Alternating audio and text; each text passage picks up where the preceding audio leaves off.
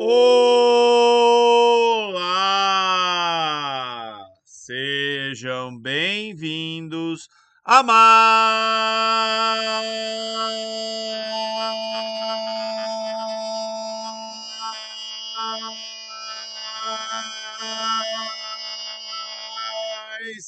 uma correção, comentários, palpites, pitacos sobre os vestibulares. Hoje, como vocês podem perceber, eu vou falar da prova de meio de ano do vestibular da Unesp 2025. Então vamos lá, né?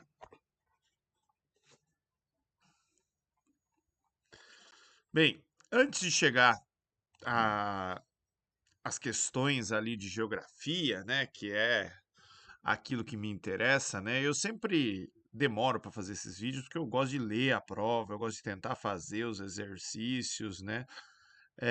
E eu sempre aprendo coisas, né? Eu gosto bastante dessas questões aqui que são ligadas à arte, né? Tem um texto aqui bem crítico sobre essa questão da arte, né? Que o aluno teria que identificar ali qual obra de arte, né? Teria um sentido ali parecido.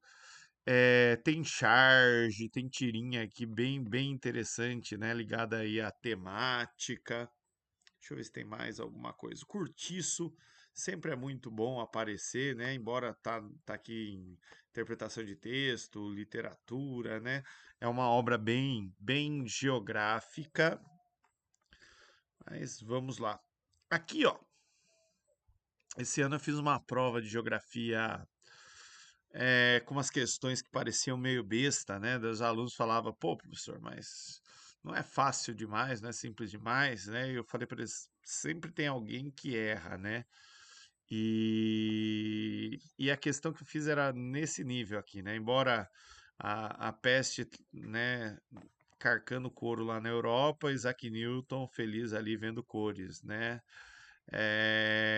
Meme retratando o Newton aqui como insensível, né? Diante das alternativas é meio que óbvia, né? Eu gosto muito desse tipo de questão, né? Infelizmente na prova de geografia não teve nada tão básico assim. Mas na de inglês teve várias questões com temas geográficos, a começar aqui, ó, pela 21, né? Aliás, ó, da 21 a 23, elas tinham como referência, né, essas imagens de satélite do rio Tapajós.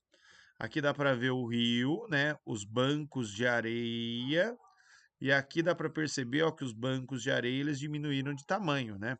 Então, provavelmente de 10 de outubro para 19 de novembro, o que aconteceu? Choveu, né? E aí tem um texto, né, falando sobre o rio, que ele é importante para o escoamento de soja aqui no Brasil, da seca que dificultou o processo. As questões, né, elas são basicamente de inglês e de interpretação do texto, né? Mas é uma temática muito interessante aqui dentro da geografia, né? É, aqui acordo com o texto, né? Qual que é a importância do rio Tapajós, né? Tem a ver aqui com o tráfico de navios ali, né, para transportar grãos. Aqui também a interpretação do texto, né, acaba não fugindo um pouquinho disso, né? Mas são temas que a gente fala de geografia seca exagerada, logística de transportes, a questão do agro, né? Aqui ele também está falando de novo, né, da produção de soja, né, que transformou o Brasil. Tem um outro texto aqui geográfico. Geografia tem aparecido bastante, né, nas provas aí de inglês. Mas deixa eu andar aqui um pouquinho. Questão também de história, tinha muita de interpretação de texto, né, sobre impostos. Tem alguns temas que a geografia aí dialoga, né? A questão da Guerra do Paraguai aqui também. E aí, lá na frente, acho que é 40 ou 41. Deixa eu ver aqui. 40 golpe de 64. Mais história do que geografia aqui. 41 e 42. Então, questão 41. começa aí a prova de geografia, né? Tem um texto, né, falando o seguinte: a nova fase pós-70 da globalização está profundamente enraizada nas disparidades estruturais da riqueza e do poder. Mas suas formas de operação, embora irregulares, são mais globais. Planetárias em perspectiva, inclui interesses de empresas transnacionais, a desregulamentação dos mercados mundiais, ou seja, né, tirar as leis, tirar as regras, e do fluxo global de capital, né? Capital poder circular também sem imposto, sem atender nada, né? As tecnologias e sistemas de comunicação que transcendem e tiram do jogo a antiga estrutura do Estado-nação. Essa nova fase transnacional do sistema tem seu centro cultural em todo lugar e em lugar nenhum, né? Já que se ele está permeando tudo, né, não vai ter um centro específico, né? Está se tornando descentrada. Isso não significa que falta a ela poder ou que os estados-nação não têm função nela, mas essa função tem estado em muitos aspectos subordinadas às operações sistêmicas mais globais. O surgimento das formações supranacionais, como a União Europeia, é testemunha de uma erosão progressiva da soberania nacional. A posição indubitavelmente hegemônica dos Estados Unidos nesse sistema está relacionada não a seu status de Estado-nação, mas a seu papel e ambições globais e neoimperiais. Para o autor, uma das particularidades do período posterior aos anos 70 foi o avanço. Então, para o autor, questão de interpretação de texto, tem que ver ali o que o texto ele está falando. Letra A, né? Imperialismo estadunidense iniciado após o fim da União Soviética. Fim da União Soviética em 1991. E Estados Unidos tem ambições imperialistas muito tempo antes disso, né? Dá para pôr ali no século XIX, tá? Letra B. Avanço da tecnologia industrial, capaz de ampliar a produção de bens de capital, né? Produção de máquinas, aí tá mais para a primeira, segunda revolução industrial, não é isso, né? Inclusive está falando mais de indústria cultural aí do que de qualquer outra coisa. Capitalismo de Estado que impediu a hegemonia das multinacionais. Ele não está falando que impediu a hegemonia das multinacionais, né? Pelo contrário, essa nova fase transnacional, né, globais, interesses de empresas transnacionais, desregulamentação, né, não tem nada de Estado ali. O Estado, do ponto de vista econômico, ele fica meio alijado a isso. Letra D, da informática que facilitou o desenvolvimento de políticas ambientais. O texto não menciona nada de políticas ambientais. E letra E, do neoliberalismo eliminando barreiras à circulação de capitais, né? Desregulamentação dos mercados mundiais e do fluxo global do capital. Então é letra E de elefante. Segunda questão. No cenário mundial, descrito no texto, os estados-nação fizeram, né, o quê? Letra A. Abriram mão do seu poder decisório diante do surgimento de conglomerados tecnológicos. O texto não fala isso, né? Na verdade, o Estado não abriu mão, né? Porque ninguém dá poder. O Estado perdeu poder, né? É diferente. Letra B. Perderam poder. Beleza. Pois sua atuação é determinada por organizações internacionais como a ONU e a Organização Mundial da Saúde. O texto não está falando nada disso de organizações supranacionais. Letra C. Os Estados-nação continuaram a ter importância, mas parte da sua ação passou a depender dos movimentos da política e da economia globalizada, né? Então, o surgimento das formações supranacionais como a União Europeia testemunham a erosão. Cadê? Ó, não, aqui, ó. Essa função tem estado em muitos aspectos. Cadê?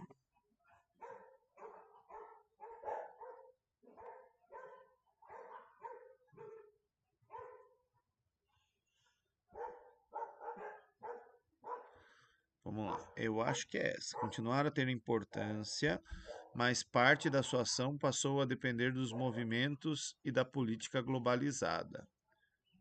Parará. São mais globais, planetárias em perspectiva. Inclui os interesses, fluxo global do capital, tecnologias de comunicação. E tiram do jogo a antiga estrutura do Estado-nação, né?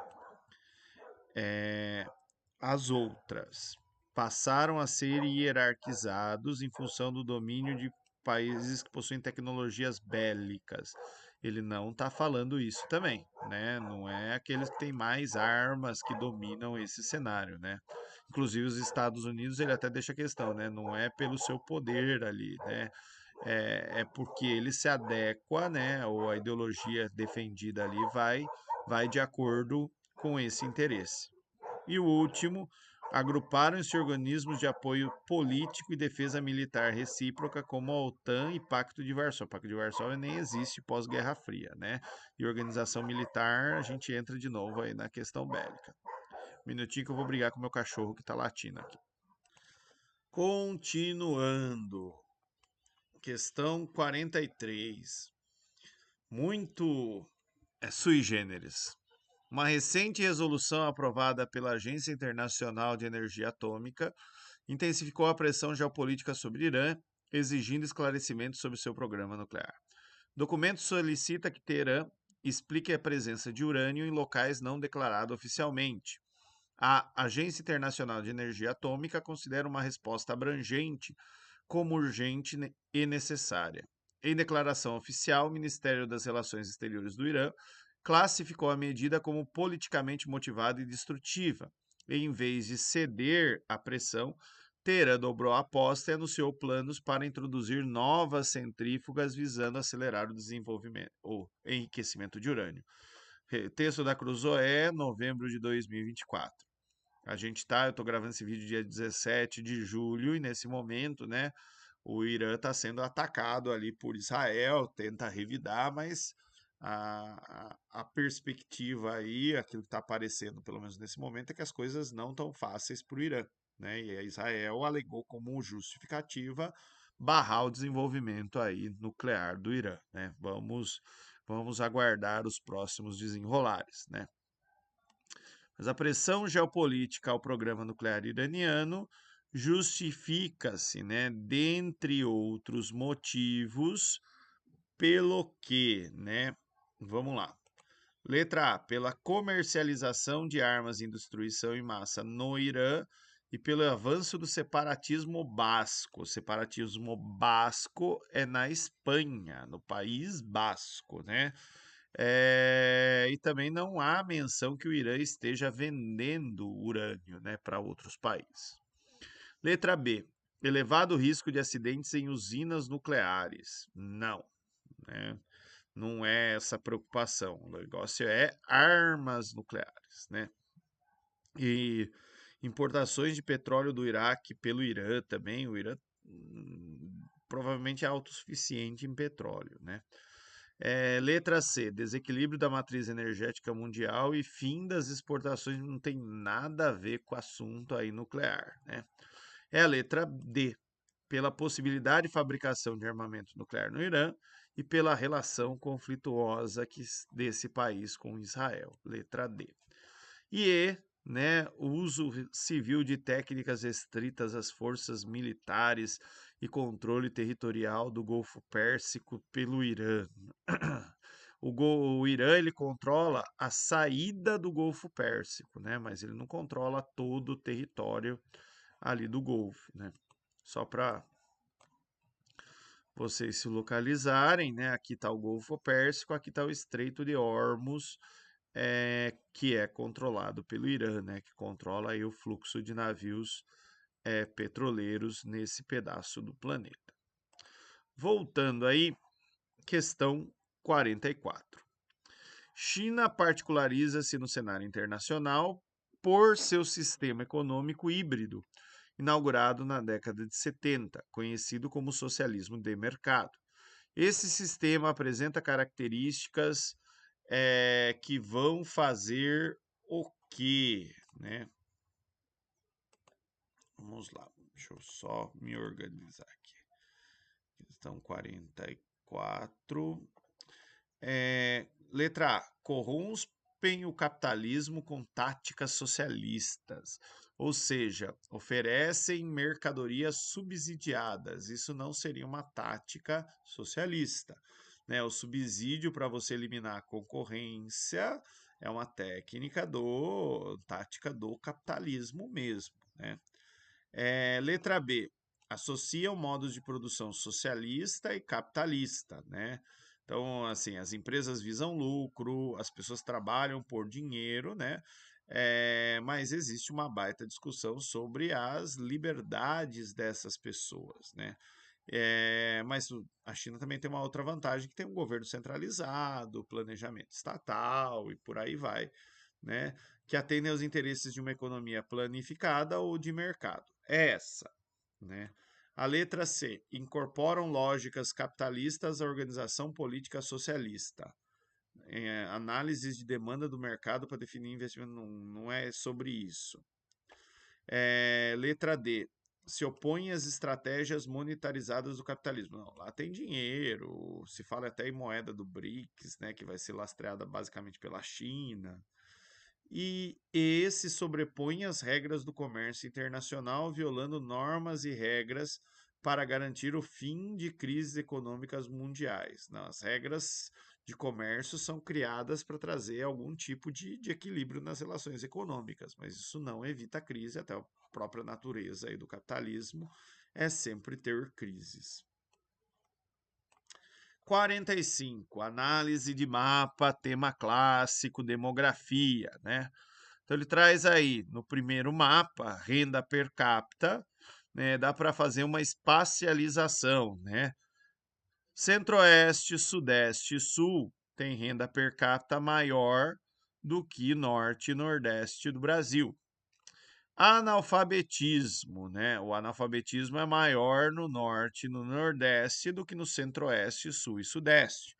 Logo, dá para concluir, né, que onde o nível de educação é maior, a renda é maior também, né? E aí ele está perguntando o quê? Com base nos mapas e considerando as condições de vida da população brasileira, a relação entre essas duas coisas, renda e analfabetismo, revela a fragilidade socioeconômica da parte setentrional, do norte do Brasil, onde o fracasso escolar compromete os valores atribuídos aos ganhos salariais. Essa. As outras. Resultados positivos de investimento em qualificação profissional no Brasil setentrional. Ora, se fosse, a renda seria maior, né? Não elevou, a renda não é maior. Letra C de cebola. Superação do analfabetismo na parte meridional do país. Também não é isso, né? Tem analfabetismo no sul do Brasil, né? Ó, 0 a 0,62 e tem bastante amarelo aqui também. Letra D de dado. Desequilíbrios entre expectativa de renda e preparo profissional na região meridional do país, onde a baixa escolaridade impede grandes investimentos industriais. A maioria das indústrias está no centro-sul, não é verdade? E letra E, precariedade escolar no Brasil meridional. Até é precário, né? Quem já entrou numa escola pública, deu aula numa escola pública, vai saber do que eu estou falando. Mas, né, ainda assim é melhor do que lá em cima, né? Então aqui a de amor. Questão 46. País com a terceira maior população carcerária do mundo, quase 827 mil presos, o Brasil registra também um alto índice de egressos das penitenciárias, que saíram, que foram libertos, né? Que voltam ao sistema prisional por reincidência de crimes. Não há números oficiais, mas cerca de um terço do que cumpriram pena acaba preso novamente, né? Isso tem a ver com várias coisas, entre elas a própria dificuldade que essas pessoas têm de se inserir no mercado de trabalho novamente. Sob o viés da cidadania e dos direitos humanos, a reincidência problematizada no texto revela a carência do quê, né? Aqui, ó, carência é falta, né? Então, isolamento social é o fato de você prender. Isso não falta, de estar prendendo gente pra caramba, né? Modelos prisionais de segurança máxima também não, tá cheio de prisão de segurança máxima aqui no Brasil. Letra B, vigilância urbana e policiamento ostensivo, né? Existe vigilância, tanto que essas pessoas voltam a ser presas, né? Rigor em leis punitivistas e identitárias. O rigor nas leis punitivistas a gente até pode discutir, né? Porque, por exemplo, tem a questão da descriminalização de certas condutas, como a questão, né, recente ali ligada à maconha, né? Tráfico da maconha, o que é tráfico, o que é consumo, quantidade de gramas, né? Mas identitária significa que ela seria dirigida a um grupo. E oficialmente isso não acontece. Extraoficialmente, a gente até pode falar que a maioria das pessoas encarceradas são pretas, pardas, né? Fazem parte ali das minorias, né? Mas não é oficial, não é uma política de apartheid, que cria obrigações, crimes, né, para uma determinada parcela da população. O que falta aqui, né, são políticas públicas de inclusão para incluir esse cara depois que ele sai da penitenciária na sociedade e de promoção da igualdade social. Letra D de dado. E letra E, programas de segregação socioespacial, né? Inclusão no mercado de trabalho, beleza, né? Mas segregação socioespacial você ainda vai aumentar a desigualdade, né? Não, não é isso. 47. Durante uma aula de geografia, o professor apresentou a seus alunos a seguinte imagem que retrata a arte do macramê, né? Uma técnica de tecelagem manual com uso de barbante para confecção e integração de um conjunto de nós. A imagem apresentada pelo professor é um recurso didático, explicando por meio da analogia alguma coisa, né? Então, alguma coisa, ó, um nó interligado a outros nós, uma coisa que está conectada, ligada à outra, né?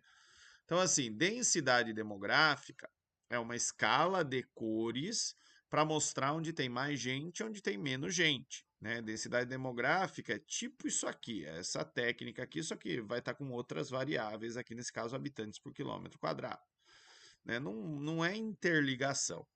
Gentrificação, né? Gentrificação tem a ver com o processo, né, que faz com que pessoas pobres meio que sejam forçadas a deixar o lugar onde elas vivem, porque os imóveis ali começam a se valorizar, né? Verticalização é quando as casas são derrubadas para a construção de prédios. Geralmente está ligada à gentrificação. Quem assistiu Up, Altas Aventuras, vai saber do que eu estou falando. Sobrou duas coisas: hierarquia ou rede urbana, né? Aqui, assim, ó, hierarquia pressupõe uma relação de dominância, onde o maior, mais grande, mais forte, mais rico domina o mais fraco. Não é isso que ele está mostrando aqui. O que ele está mostrando, literalmente, é uma rede, né? Nozinhos ali que simbolizam cidades interligadas, né? Letra E de elefante. Próxima. 48. A produção agropecuária que avança sobre o território nacional, recorrendo ao desmatamento e uso intensivo de agrotóxicos, ao fim e ao cabo não tem servido sequer para alimentar a própria população brasileira. Enquanto a área agrícola do Brasil cresceu 30% nos últimos 10 anos, a fome aumentou mais de 10%. Isso significa que termos como a Revolução Verde, agricultura de precisão, agricultura 4.0 dizem muito pouco ou quase nada a respeito da alimentação, mas muito sobre uma especificidade da economia internacional que, a partir da Segunda Guerra Mundial, subordinou globalmente a terra e a agricultura à indústria e aos bancos, com anuência e mediação do Estado. O modelo de produção agropecuária criticada no texto é o quê? Né? Agrofloresta tem a ver ali com produções mais naturais, não vai exigir um volume de capital, financiamento, seguro, né? Que o agronegócio ou que a agroindústria necessitam, tá? Então, assim, a agrofloresta, só de bater o olho já dá para eliminar, né? Porque ela não tem grande relação aí com isso, né? Agroindústria, como o nome diz, né, é a indústria que, de alguma forma, né, está ligada aí ao campo. E aqui tem vários tipos de agroindústria. O cara que cria as vaquinhas e tem uma queijaria, então ele é uma agroindústria. Mas, assim, normalmente, né, se fala dos agriclusters, né, que são grandes conglomerados agroindustriais, quando, por exemplo, a Sadia, né, meio que decide qual raça de frango vai ser criada, com qual alimentação, com todos os processos envolvidos ali na criação dos franguinhos, para quando eles virarem nuggets, né, todos os nuggets terem o mesmo gosto, serem muito parecidos, né? Aqui não faz muito sentido, né, no que em relação ao texto, né? Aqui ele até fala, ó, disso que eu falei do nuggets, mas são ultraprocessados, né? Consumo, agroindústria seria ultraprocessados, mega processados. Letra D. Agroindústria orientada por programas de uso e ocupação do solo. Não, quem se preocupa com o uso do solo geralmente são esses programas de agricultura ligado à agrofloresta, né? É agronegócio, né? E aqui a gente tem, ó, baseado nas demandas nacionais, mas na verdade é internacionais para a produção de alimentos. É a C, né? Agronegócio pautado no cultivo intensivo de commodities para exportação. Soja, café, né, por exemplo, seriam, né, modelos aí de agronegócio brasileiro. Commodity, só lembrando, é matéria-prima que segue um determinado padrão. 49. Na atividade extrativista mineral, informações sobre a geologia de uma região são estratégicas para alguma coisa. Que coisa é essa, né? Então, assim, você vai extrair recursos minerais, você precisa saber alguma coisa sobre terreno. Por exemplo, não adianta procurar petróleo num lugar que tem rochas cristalinas, né? Porque petróleo vai aparecer onde tem rochas sedimentares, né? Então, assim, inserção do país em acordos de livre comércio não faz sentido na geologia da região, né? É, Decisão de investimento num projeto minerador, considerando a possibilidade de existirem minerais de interesse econômico. Tá, faz sentido. Vamos ver as outras. Avaliação de custos operacionais das organizações trabalhistas, normalmente responsáveis pela aquisição de proteção dos trabalhadores. Gente, assim, economicamente, qualquer negócio que vai ser montado, geralmente se avalia o custo de trabalho, né? Seja o custo do salário que vai se pagar ou, né, da burocracia envolvida aí, né? Mas aqui, ó, informações sobre a geologia. Faz mais sentido ainda a letra B. D. Análise de riscos ambientais em empreendimentos mineradores. Beleza. Atendendo às regras internacionais de impacto ambiental zero. Isso é piada, né? Não existe mineração com impacto ambiental zero. E letra E, emissão de certidões de doação de terreno em cumprimento à lei que confere primazia à função social da propriedade. A função social da propriedade a propriedade tem que servir às pessoas, à sociedade, né? Eventualmente, se uma propriedade não cumpre sua função social, o governo vai lá e desapropria ela, mas é o governo que faz isso, né? É, também não tem nada a ver com geologia, estratégia. Então, das alternativas aí, a letra B é a que está melhorzinha. Aqui, essa questão, ela é linda, né? E muito curiosa, porque ano passado, meus alunos de Conchas, eles fizeram um trabalho na Feira de Ciências sobre isso, né? Inclusive, vou até mostrar aqui o vídeo deles, né? Ó, pus aqui, ó, para não esquecer o nome deles, né? De todos, né? Matheus Lucena, Lucas Ferrari, Giovanna Tomazella, Laura Tomazella e Miguel Zambianco, né? Eles montaram isso aqui que acaba, né, simulando a mesma coisa que a questão está mostrando aqui na figurinha, né? Mas vamos valorizar aqui o trabalho dos meus alunos, né? Então, os meninos, o Lucas está aqui apresentando, né?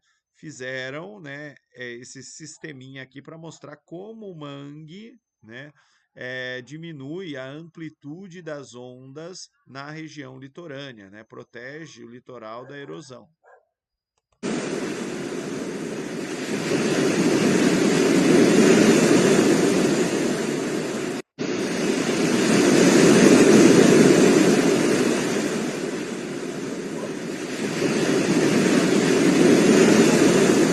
A onda a mais agitada desse lado.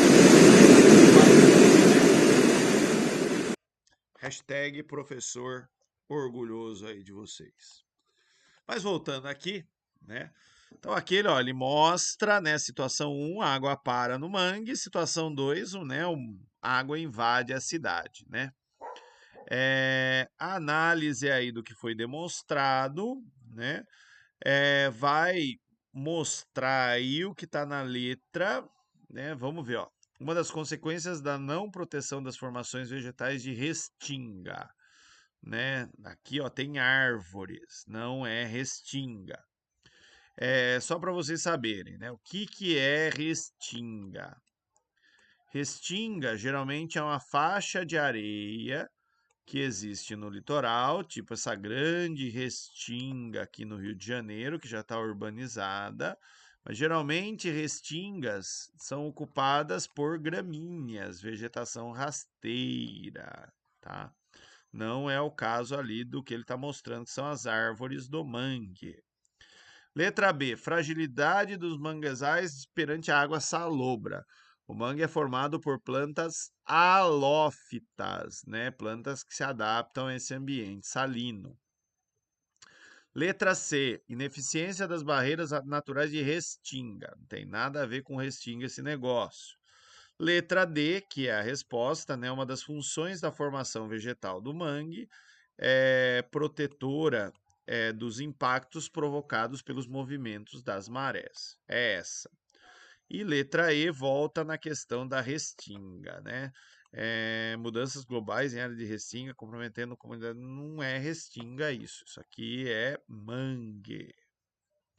Depois, 51. Massa de ar tem papel fundamental no transporte da umidade para outras regiões do país, em razão do forte processo de evapotranspiração da floresta. Além de úmida, é quente, né? Muito devido à região de origem. Então aqui, ó, né, ele está falando de floresta, massa de ar úmida, né? No contexto aqui da América do Sul, meio que já dá para matar que massa de ar é essa, né? Onde tem floresta, tem árvores que evapotranspiram, e essa umidade é direcionada aí para outros lugares do país, é na floresta amazônica, né? A massa equatorial continental, que vai dar origem àquele fenômeno dos rios voadores, né? Que vão causar chuva aqui no centro-sul do Brasil, né? A outra, origina-se na área da depressão do Chaco, entre Paraguai, Bolívia e Argentina. Depressão do Chaco. Paraguai, Bolívia e Argentina. Aqui, ó. Massa tropical, porque ela é perto do trópico, continental, né? Então, voltando aqui ao exercício, né? Então, massa número 1, equatorial, continental e tropical continental, letra A, né? Tropical Atlântica, no Paraguai. Paraguai nem tem mar, né? Então, assim, dava para chegar na resposta mais facilmente. Aqui, A de amor, tá? Tropical Atlântica é a que vai dar origem à Mata Atlântica, né? Ela causa chuvas no litoral, né? E por isso que aqui havia, há muito tempo atrás, a Mata Atlântica, que não existe mais praticamente. As outras, né? Equatorial Atlântica, ele tinha que estar falando de chuva vindo do Oceano Atlântico na zona equatorial também. Questão 52. Tem um texto, né, falando sobre Belo Monte, né? Tem um rio bloqueado por uma única barragem, com uma casa de força em sua base, onde a água é liberada para continuar fluindo, né, pelo canal natural do rio. Belo Monte é uma usina a fio d'água com duas barragens. A barragem de Pimental represa o canal do Xingu e desvia, né? Então acabou tirando a água aqui da chamada Volta Grande do Xingu. Né? O coitado dos índios que viviam aqui, das comunidades tradicionais, ficaram sem água. O rio meio que secou nesse lugar. Né?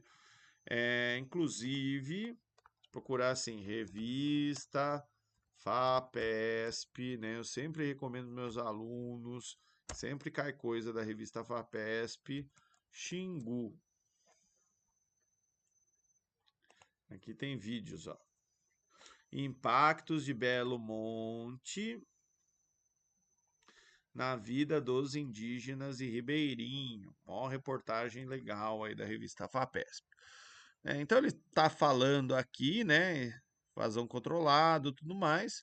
Consequência da instalação no complexo hidrelétrico Belo Monte, problemada no texto e observada no mapa, ó, água ficou seco, né?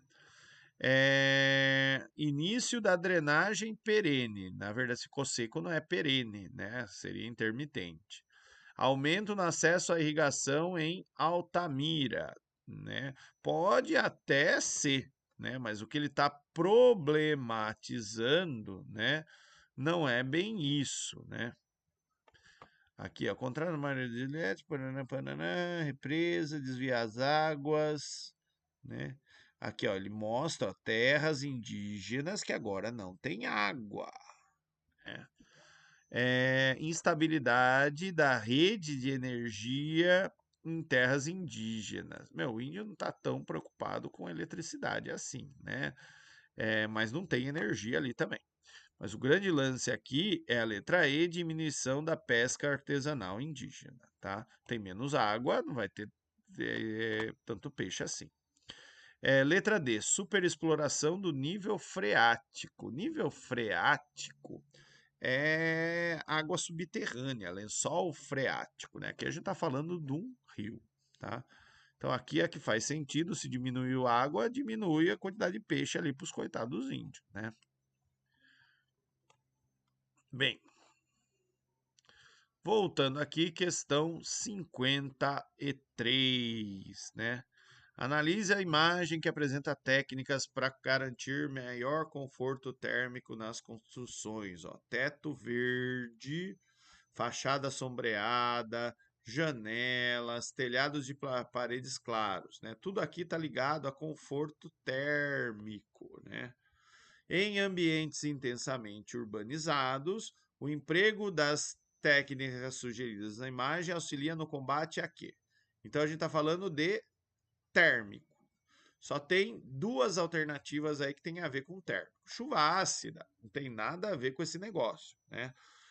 Chuva ácida são os gases das indústrias que vão causar acidificação, né? E assim, se pintou a parede, você está protegendo sua construção da chuva ácida, né? Mas nesse caso aqui não é isso, né? Conforto térmico. Degradação do solo não é também, o solo inclusive está todo coberto. Lixiviação também vai ter baixa infiltração, não tem nada a ver. Sobrou ilha de calor e inversão térmica. Inversão térmica não é a resposta. Inversão térmica é a inversão dos padrões de temperatura pela poluição do ar, geralmente em dias frios. Né? O normal é que o dia seja quente porque o sol está brilhando e a noite seja frio porque não tem sol. Quando tem inversão térmica, se forma uma capa de poluentes nas cidades, e aí pode acontecer duas situações. Ou o dia ficar frio, porque o calor não entra, ou a noite ficar muito quente, porque o calor não sai, tá? Aqui é ilha de calor. Ilha de calor é aquela tendência, né, de lugares com poucas árvores, com muitas construções adensadas, solo impermeabilizado, de ficar mais quente. Então, basicamente, aqui tem a ver com o conforto térmico da residência do local, né? Principalmente telhado verde aqui, acho que vai ser a principal contribuição aí. Deixa eu ver se tem mais alguma coisa. Geografia acaba aqui, né? Ah, não, ó, tem 54. Ah, essa é de escala. Acho que essa é a última. Eu tava fugindo da questão de escala matemática. Mapa tátil é a adaptação para que pessoas com deficiência visual sejam incluídos no processo de aprendizagem de geografia. Para sua confecção, são utilizados diferentes materiais com texturas diferentes, que permite a apresentação de áreas e fenômenos pelo toque. O mapa tátil apresentado foi desenvolvido por um grupo de pesquisa da Unesp de Ourinhos e reproduz parte dessa cidade, tendo como ponto central a Praça Melo Peixoto. E aí, ele traz aí algumas coisas. Deixa eu diminuir aqui, que aí eu vou escrevendo e fazendo a conta aqui com vocês, né? Então ele está dizendo assim: Praça Melo Peixoto possui no mapa 2,5 centímetros de cada lado. Então, 2,5 centímetros, né, de cada lado corresponde aí a 90 metros. Quando a gente olha aqui as respostas, ó, a escala ela está em 1 centímetro, né? Então ele quer que a gente descubra aqui quanto corresponde 1 centímetro. Ora, se 2,5 centímetros é igual a 90 metros, né? Eu posso dizer que 2,5 centímetro é igual. Ó, cada metro tem 100 centímetros, né? Então, eu vou ter aí 90 vezes 100, tá? Basicamente, 90 vezes 100, eu coloco mais 2 zeros aqui no 90. Virou 9.000 centímetros. Aí eu faço aquela continha chamada regra de 3. 1 centímetro vai ser igual a x, né? Então, nesse caso aqui, né, regrinha de 3, deixa eu pegar o pincelzinho só para destacar, né? A gente vai relacionar aí as duas coisas. Então, x vai ser igual, né, a 9.000 centímetros dividido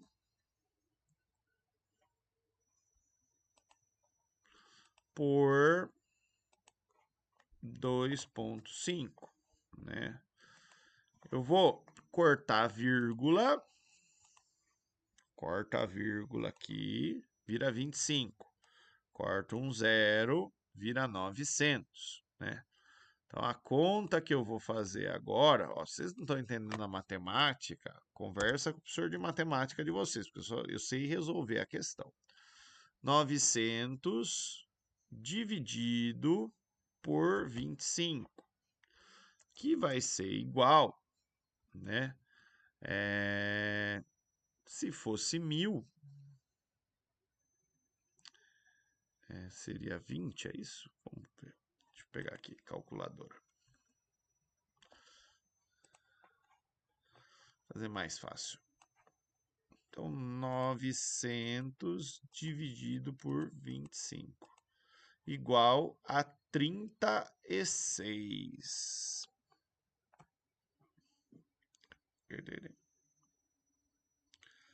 Letra D de dado. Então, aqui, 36. Espera aí, 36 metros. Nossa, eu cheguei no número. Agora eu tô na dúvida. Mas eu tava fazendo em centímetros.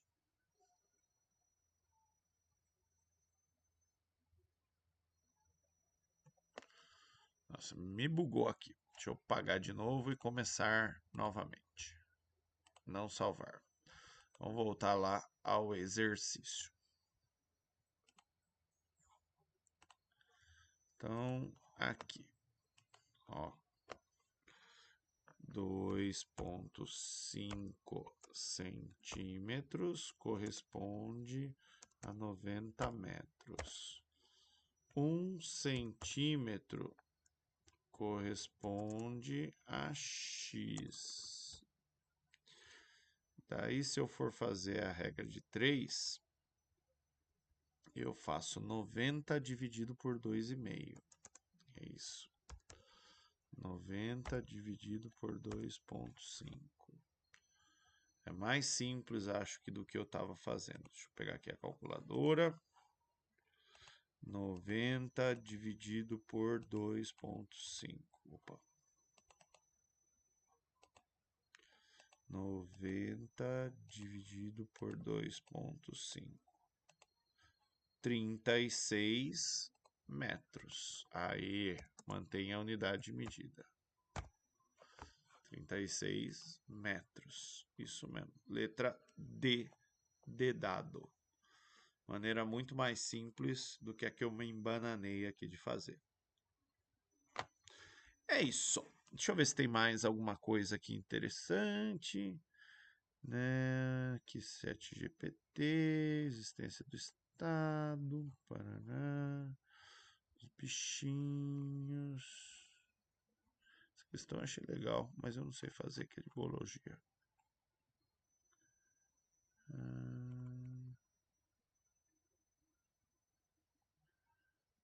Não, não.